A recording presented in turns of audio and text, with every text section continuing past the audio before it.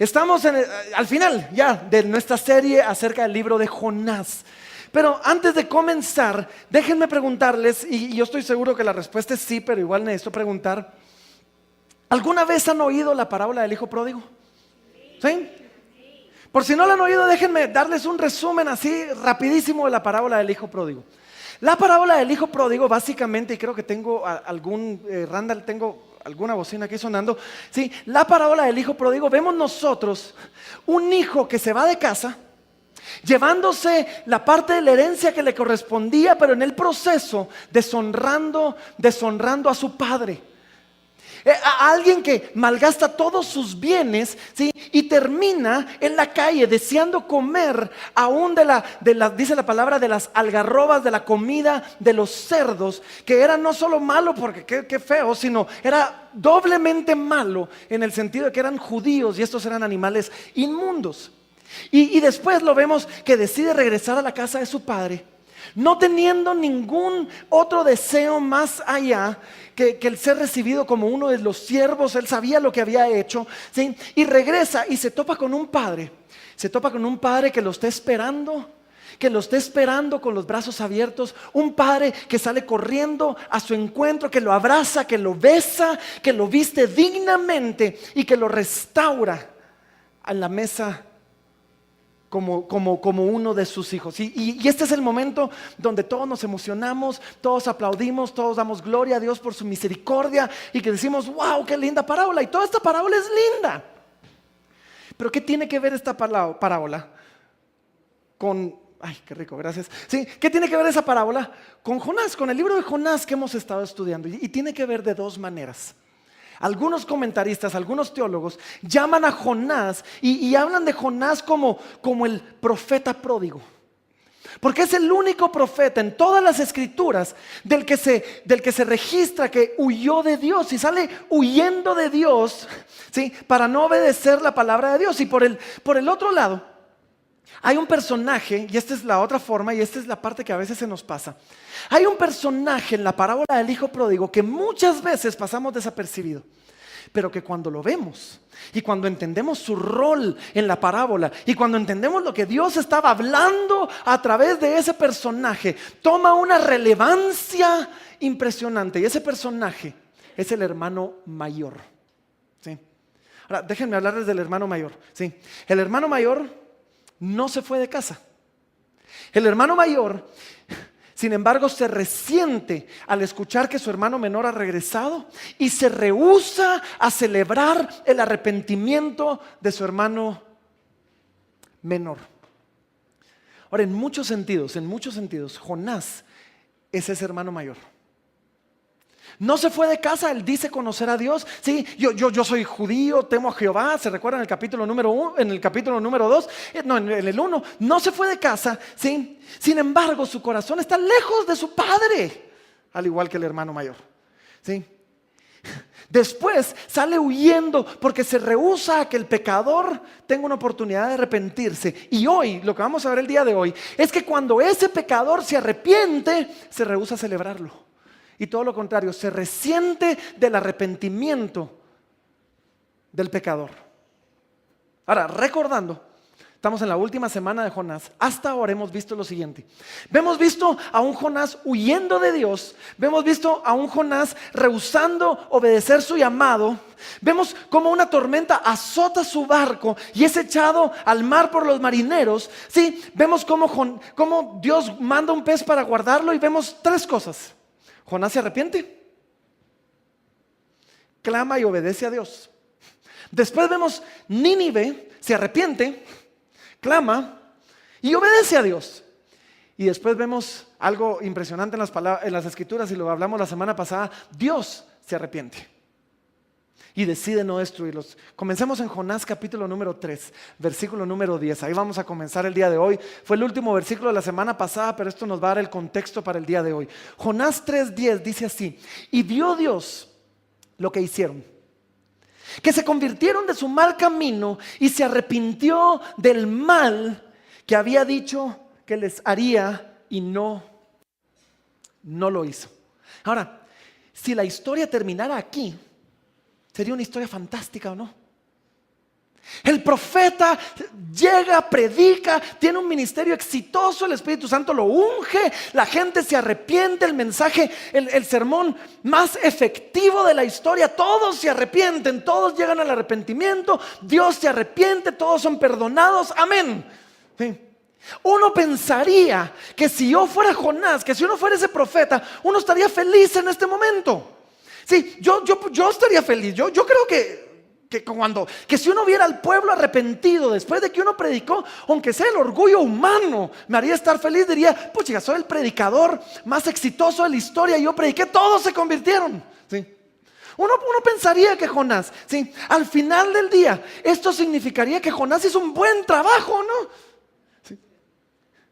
Miren, si yo predico, en serio, esto ni siquiera me pasa todos los domingos, ¿sí? Si yo predico y toda la multitud se arrepiente,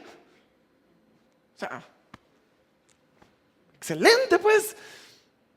Sin embargo, no fue el caso de Jonás. Uno hubiera pensado que Jonás iba a alegrar y miren lo que pasó.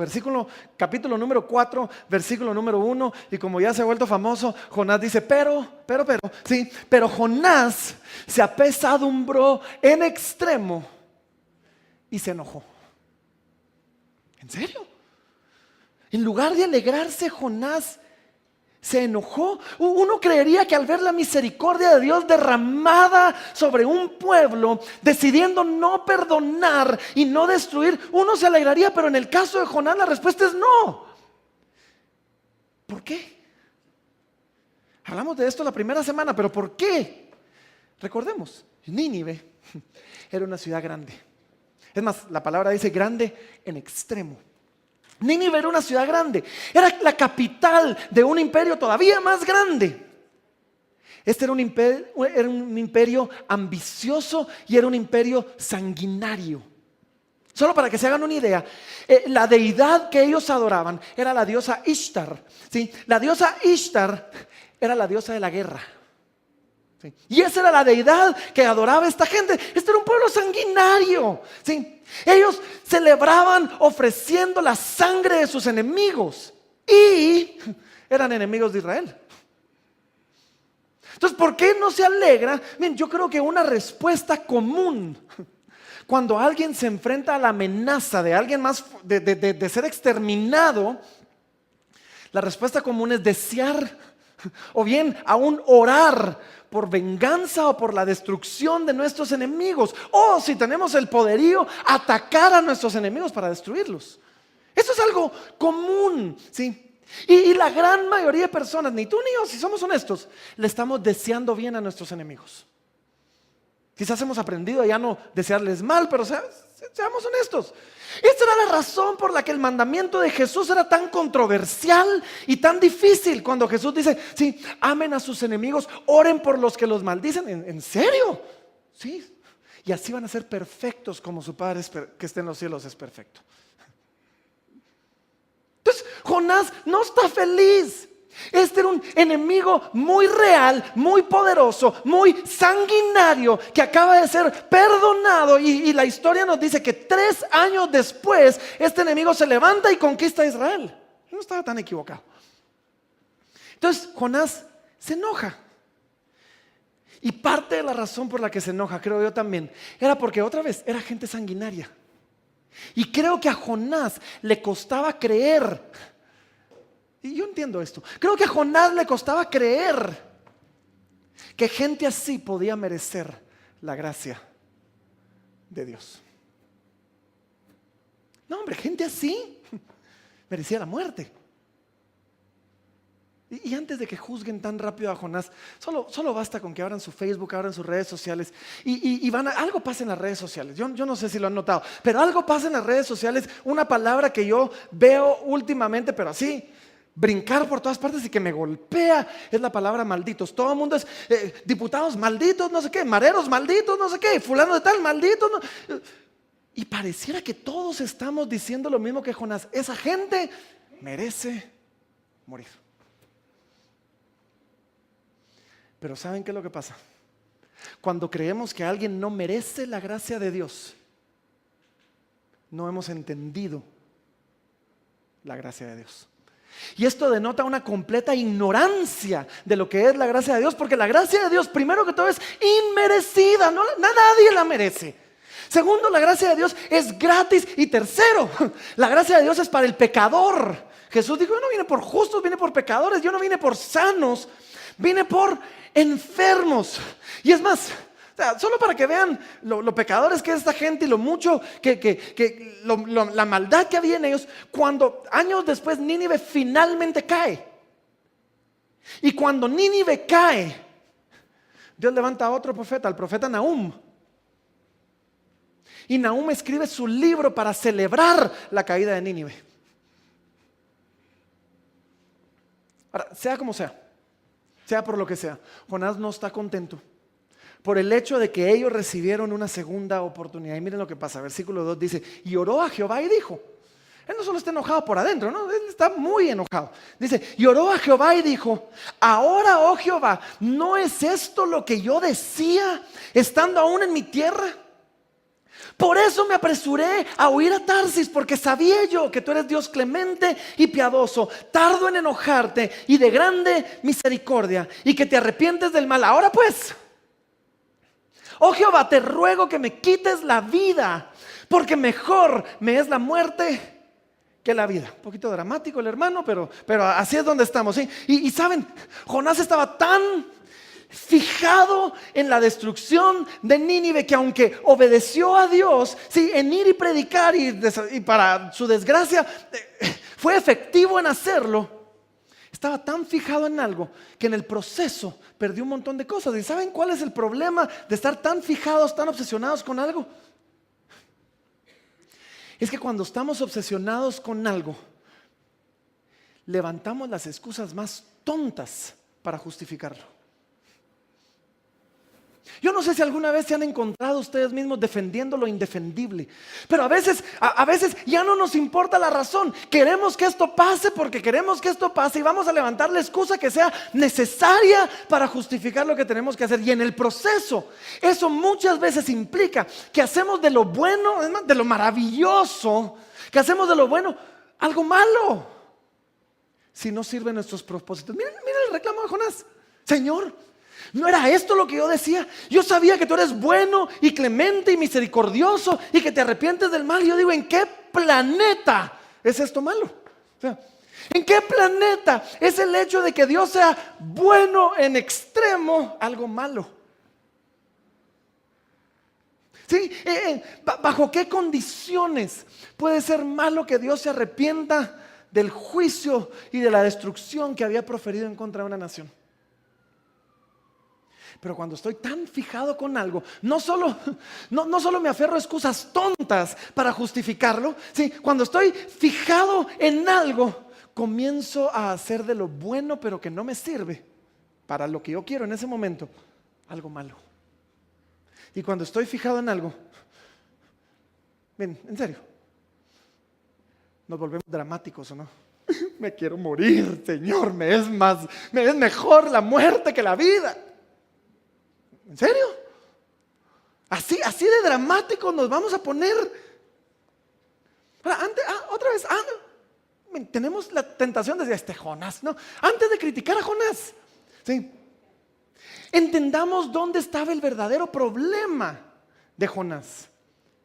Porque Jonás era un profeta de Dios, conocía a Dios. Y saben, la Biblia se toma el tiempo para hacernos ver que él no estaba en completo desacuerdo con Dios.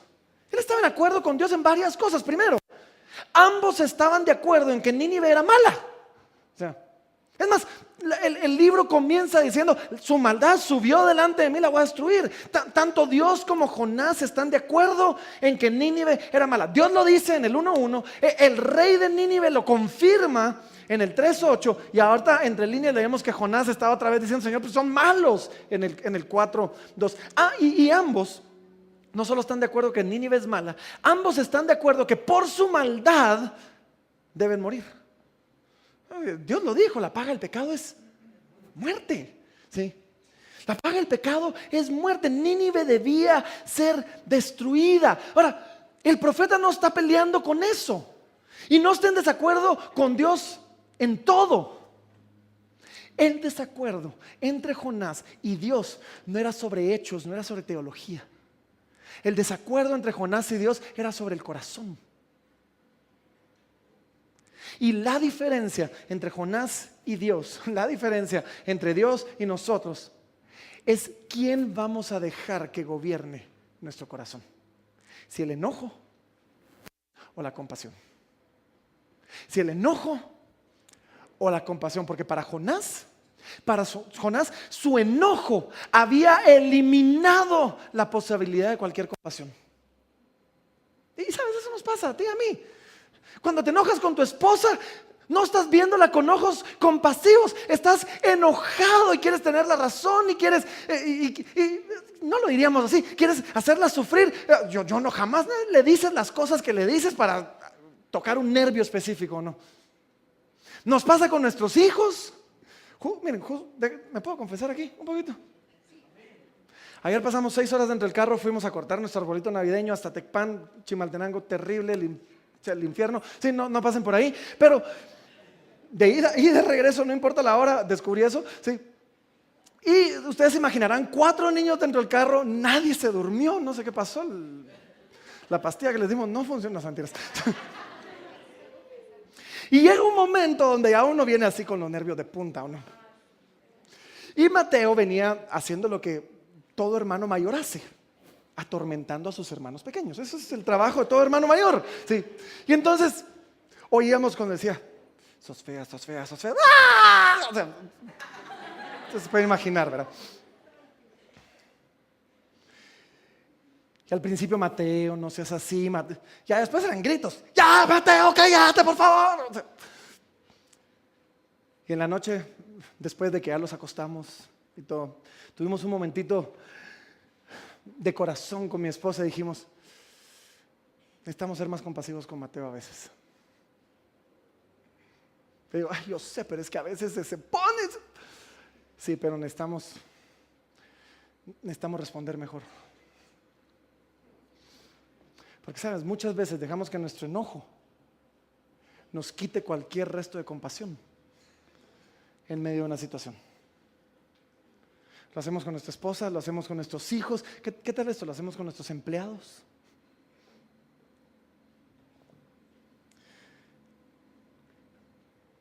Dios, a diferencia de Jonás, a diferencia de nosotros, había dejado que su compasión lo apartara de su enojo. Y no su enojo de su compasión. Ahí era la diferencia. Ahora, Jonás sabía esto. Jonás sabía que Dios podía salvar al rebelde que se apartara de él. Fue lo que pasó con él un capítulo anterior, 2 capítulos atrás, ¿sí? Jonás sabía que la naturaleza de Dios era la de ser misericordioso. Y Jonás sabía que Dios iba a actuar de esa manera. Por eso salió huyendo a Tarsis. Simplemente Jonás estaba tan enojado que no le gustaba que Dios se comportara como Dios se comporta.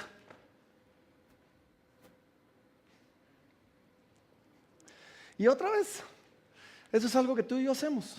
Eso es algo que todos nosotros hacemos, particularmente cuando alguien nos ha ofendido o cuando alguien nos ha hecho daño a nosotros, o quizás cuando alguien nos ha ofendido y le ha hecho daño a aquellos que amamos. Me quitaron las luces de aquí encima, sí. De aquellos que amamos. ¿Y saben cómo lo hacemos nosotros? Sí me escuchan aunque no me vean, ¿verdad? Sí. Miren, de esto se trata todo. Si ya tomaron el curso Recovery, de esto se trata todo el curso Recovery. ¿Saben cómo lo hacemos? Y esto, en serio, queremos comprensión por la manera en que nos hemos comportado. Queremos empatía. Queremos que se pongan en nuestros zapatos cuando yo he hecho algo malo. Decimos que si alguien hubiera estado en nuestro lugar, en las mismas circunstancias, hubiera hecho exactamente lo mismo. Y poco a poco comenzamos a creer que nuestro pecado es excusable, nuestro pecado es justificable. Pero cuando alguien pecó contra mí de la misma manera que yo he pecado contra otros, ahí no hay comprensión, ¿sí? Ahí no hay empatía. Ahí no me estoy poniendo yo en sus zapatos, ¿sí? Ahí no estoy siendo misericordioso y ellos no tienen excusa. Yo quiero misericordia para el pecado que yo cometí, pero no quiero extender misericordia para el que alguien cometió en contra mía. Y todos lo hacemos, ¿sí? Y no extendemos la misma gracia que nosotros mismos recibimos a otros. Y algo así va la cosa. Mientras nosotros merecemos ser perdonados, ellos merecen ser condenados por lo mismo. Que quizás ya no diríamos que por Dios, pero merecen ser condenados por nosotros.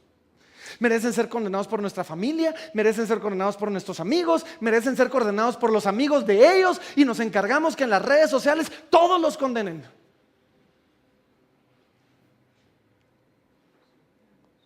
Jonás lo hizo. En el capítulo 2 está cuasi agradecido por la misericordia de Dios sobre él. Es más, daba por sentado que Dios iba a mostrar gracia hacia él. Casi como que si él la merecía, casi como que si él fuera superior a los demás, digno de la gracia de Dios. Jonás lo hizo. Nosotros lo hacemos. Ambos estamos equivocados. Y el libro de Jonás es un testimonio de cómo es la gracia de Dios y de la consistencia de Dios en su carácter y en su gracia. Jonás recibió gracia cuando se arrepintió. Nínive recibió gracia cuando se arrepintió. Ninguno la merecía. Ambos la recibieron. Y solo, pongan atención, solo, esto es quizás lo más importante que vamos a aprender en nuestra vida tal vez. Solo cuando reflejamos la gracia de Dios hacia otros, cuando tomo la gracia que recibí de Dios y comienzo a extenderla a otros, cuando doblo, lo llamamos así, de lo vertical a lo horizontal, la gracia yo la recibí verticalmente y ahora la extiendo horizontalmente. Solo cuando hago esto es que comienzo a entender verdaderamente la gracia de Dios y a conocer profundamente el corazón de Dios. Debemos reflejar la gracia de Dios si realmente la entendemos. Y es más, no reflejar la gracia de Dios quizás es un reflejo que no entendemos la gracia de Dios y quizás que no hemos experimentado la gracia de Dios.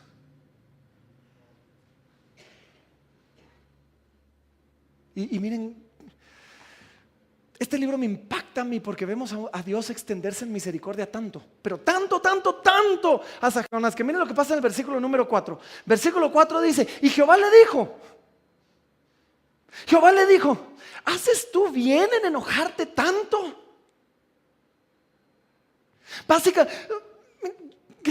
Gloria a Dios por su misericordia, porque ¿cuántas veces has tratado tú con alguien que ya probaste explicarle algo una y de repente ya estuvo, olvídalo, o sea, ya no más? Pero Dios no hace eso.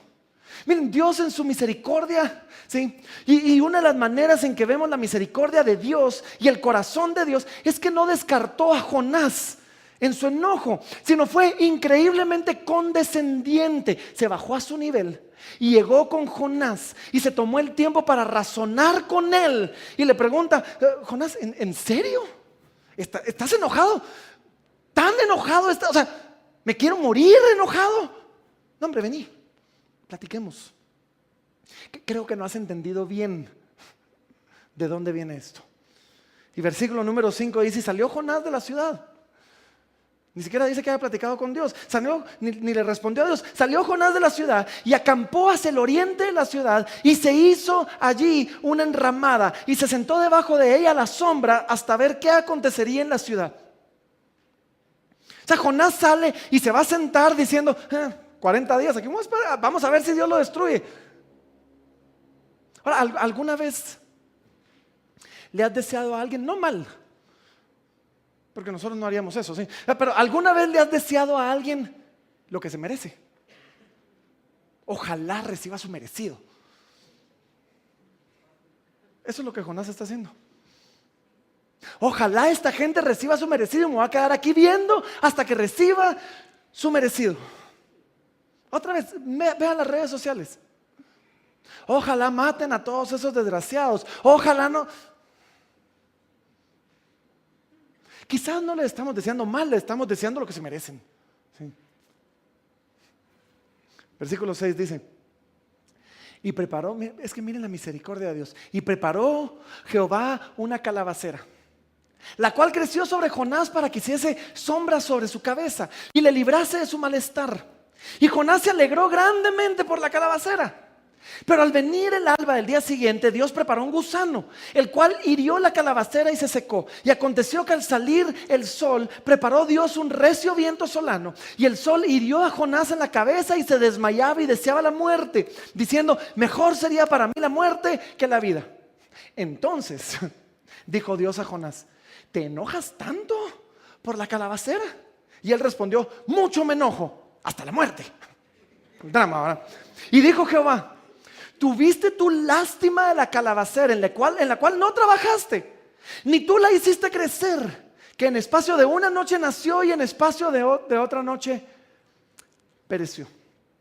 Bueno, miren esto, a pesar del berrinche de Jonás, porque ya no hay otra forma de llamarlo más que berrinche. Sí, a pesar del berrinche de Jonás, Dios sigue siendo condescendiente y sigue bajando y dice: ok, no entendiste cuando te pregunté, te lo voy a explicar gráficamente.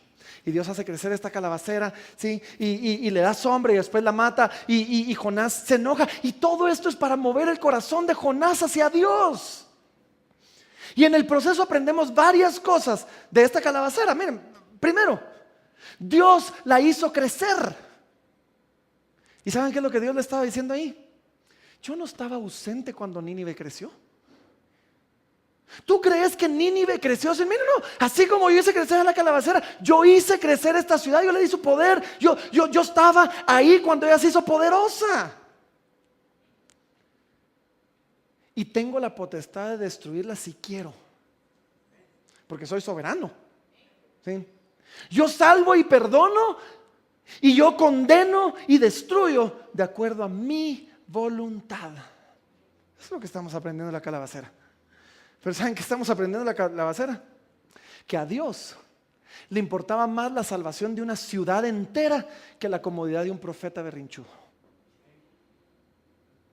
Ahora déjenme decírselos otra vez, porque esto es tan importante para nosotros. A Dios le importaba más la salvación de una ciudad entera que la comodidad de un profeta berrinchudo. Porque saben, Dios tenía un plan más grande que la comodidad de Jonás.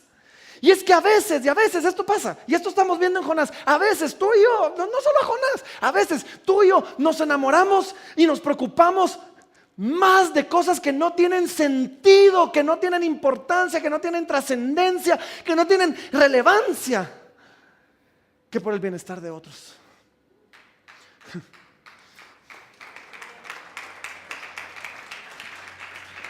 Y Dios le está diciendo a Jonás: mi amor por Nínive es más importante que tu amor por la calabacera.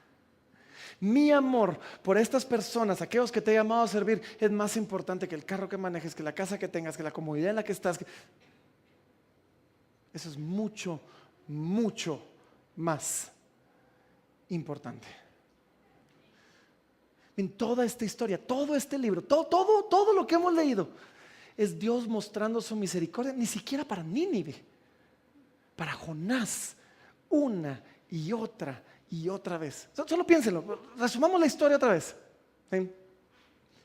Dios en su misericordia envía una tormenta para llamar la atención de Jonás. No quería hundirlo, no, quería llamarlo de regreso hacia él. Y después, en su misericordia, levanta al capitán de la nave, un hombre pagano que lo despierta cuando está dormitado y le dice: clama a tu Dios. Y lo hace regresar a Dios. Y después levanta a una congregación, a una tripulación que le pregunta: ¿y quién sos? Y le hace recordar: yo soy hebreo y temo a Jehová. Y le hace recordar quién es él.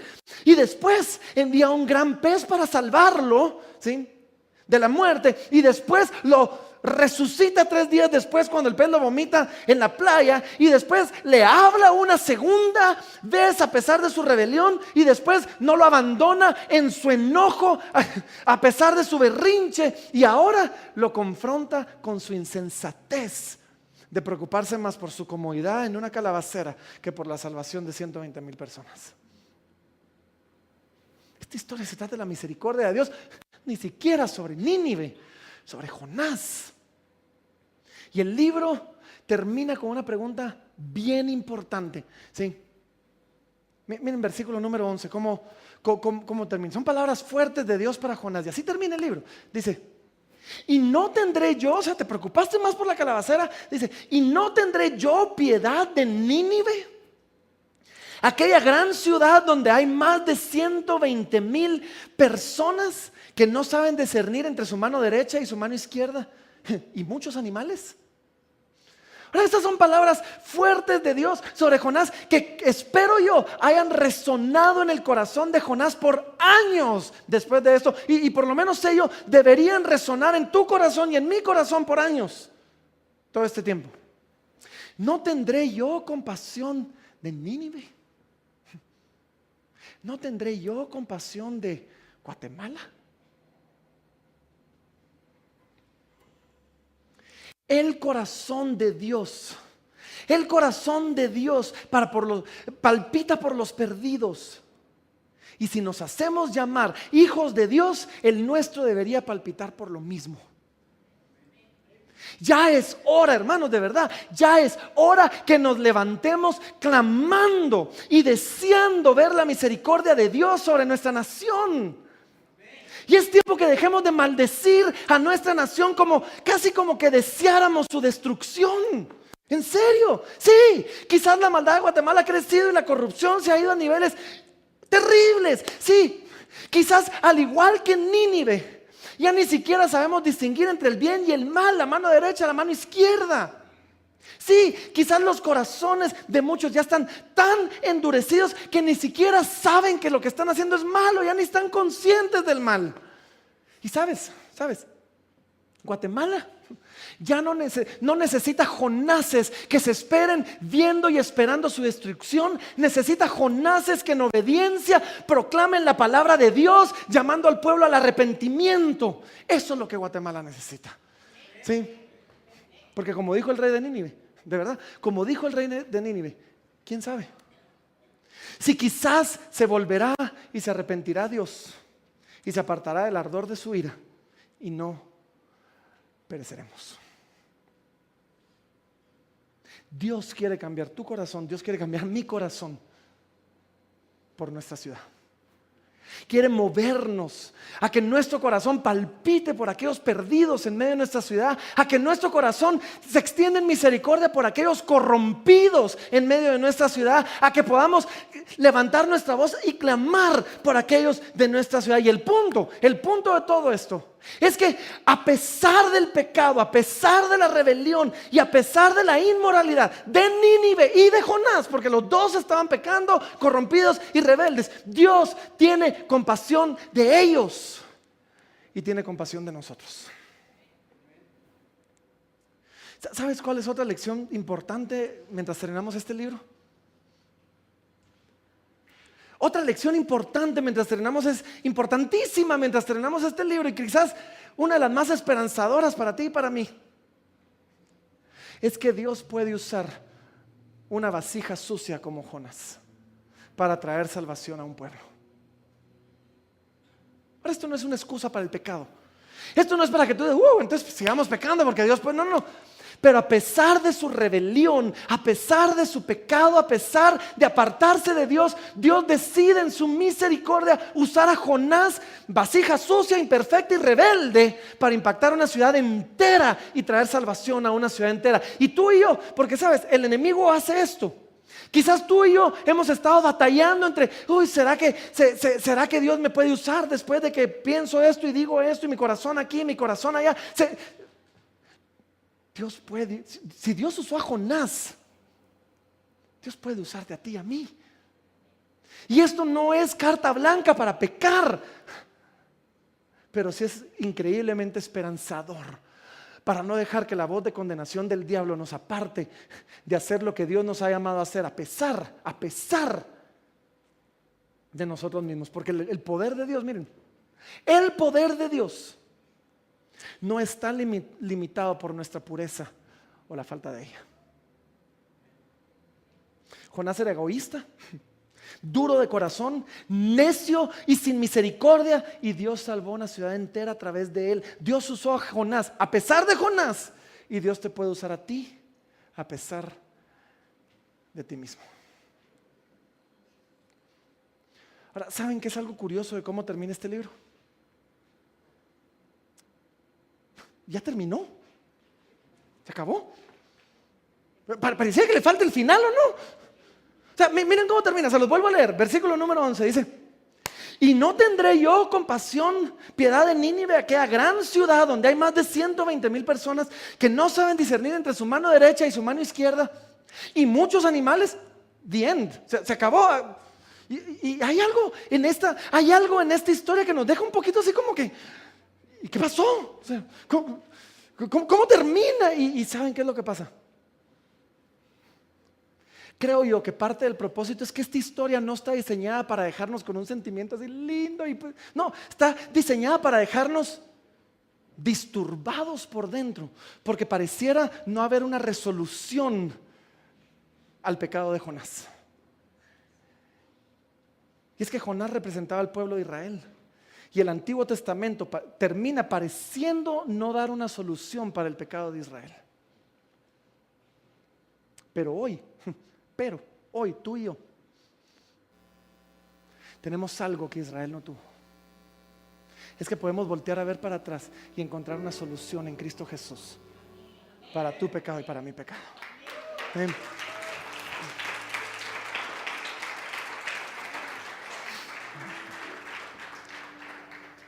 Hoy tú y yo no nos quedamos con ¿y ahora qué va a pasar? Hoy tú y yo sabemos exactamente qué va a pasar, porque Dios en su misericordia envió a Jesucristo a morir en la cruz del Calvario para dar solución a tu pecado y a mi pecado, para hacer una transformación real de corazón, para que habiendo la gracia de Dios y la misericordia expresada en Cristo, pueda haber un cambio genuino en nosotros, movidos por su gracia y no por la condenación, movidos por su gracia y no por el temor, movidos por lo que Él ha hecho, que transforma ahora no solo lo que hacemos, transforma ahora lo que somos. Y en Cristo, quizás Dios tome de Jonases como tú y como yo, egoístas, duros de corazón, necios y sin misericordia,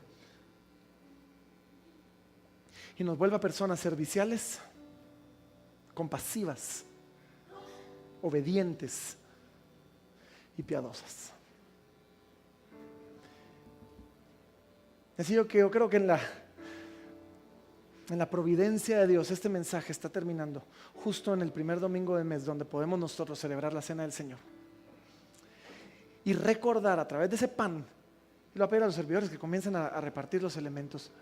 Recordar a través de ese pan y recordar a través de ese vino, a través del cuerpo de Cristo y de la sangre de Cristo derramada, podemos nosotros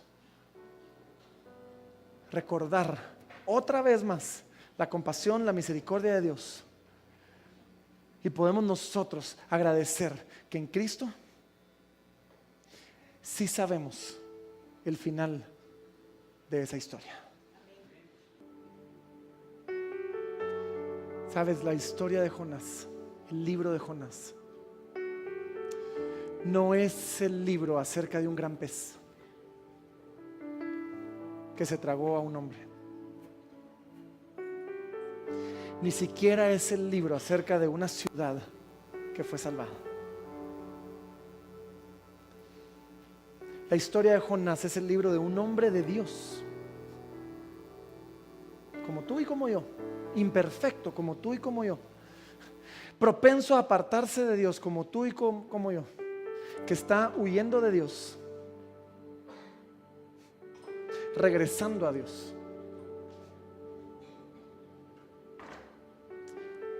Es un hombre de Dios que está respondiendo a Dios, pero sobre todo es un hombre que está conociendo el corazón de Dios. Y cómo ese corazón palpita por el perdido, palpita por el pecador para llamarlo al arrepentimiento. Comenzando por el mismo hombre de Dios, perdido pecador, que había huido, y siguiendo y extendiéndose a través de este hombre por todo aquel perdido en la ciudad.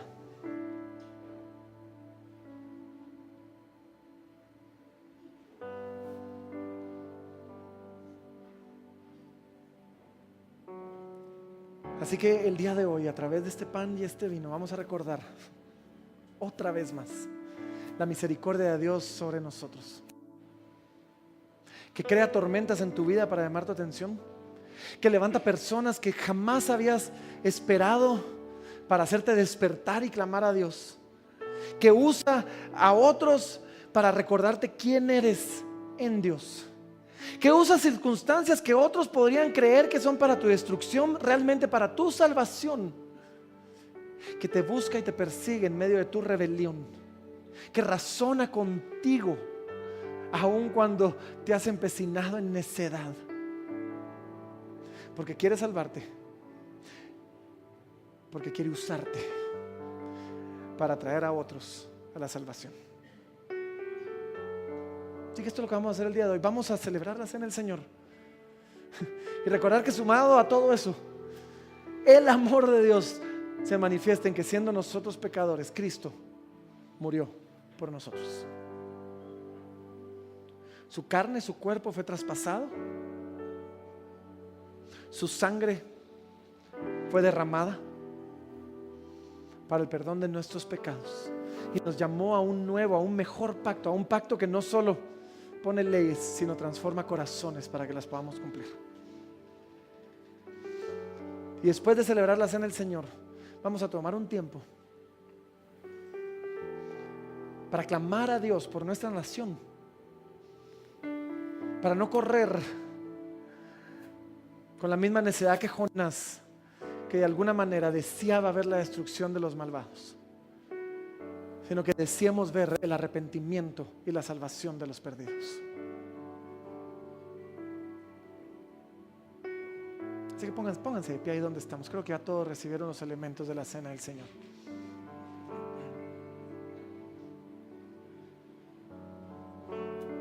Padre, te damos gracias esta mañana, Señor. Te damos gracias, Padre.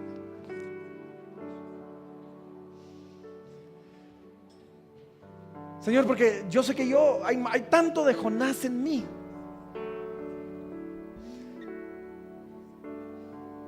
que a través de esta historia no puedo sino agradecer tu compasión, que no lo abandonaste, que no lo dejaste a pesar de sí mismo.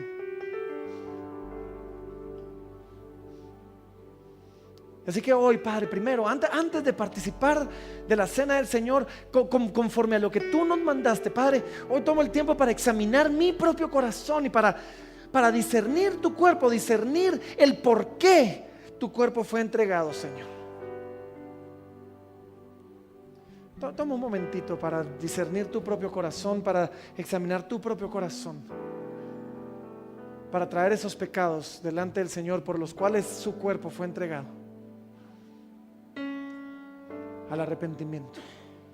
Vamos, toma un momentito para eso.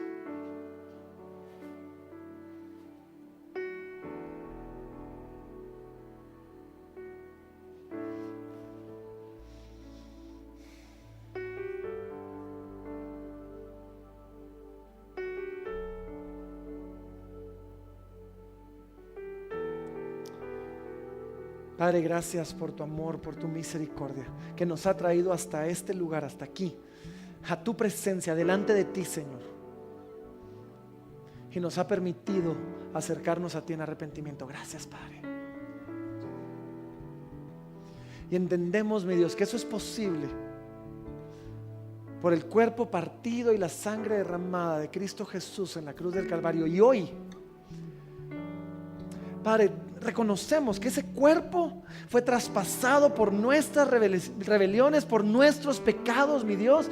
Fue ofrecido en esa cruz del Calvario, mi Dios. siendo nosotros los que debíamos estar ahí. Padre, gracias por ese cuerpo colgado en esa cruz por nosotros. Y hoy recordamos ese sacrificio y participamos de esa misericordia, hoy representado en este pan. Lo hacemos con gratitud, Señor, lo hacemos en el nombre de Jesús. Pueden participar del pan.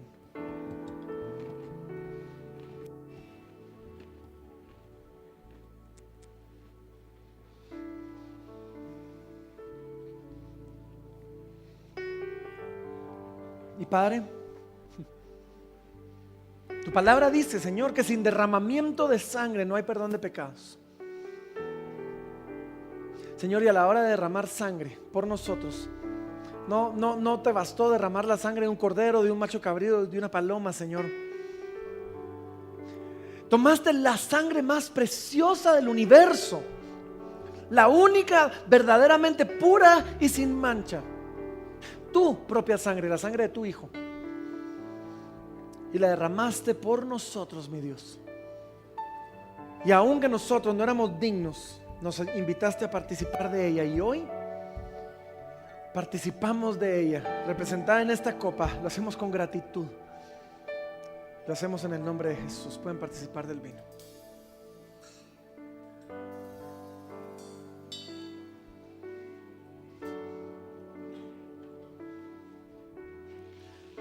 Y ahí donde estás, vamos a tomar un momentito para responder al Señor como lo hacemos semana a semana. Todavía es temprano, así que podemos hacerlo. Vamos a hacerlo en adoración como lo hacemos. Y vamos a tomar un momento para levantar nuestra voz y levantar un clamor por nuestra nación. Así que vamos a responder en adoración.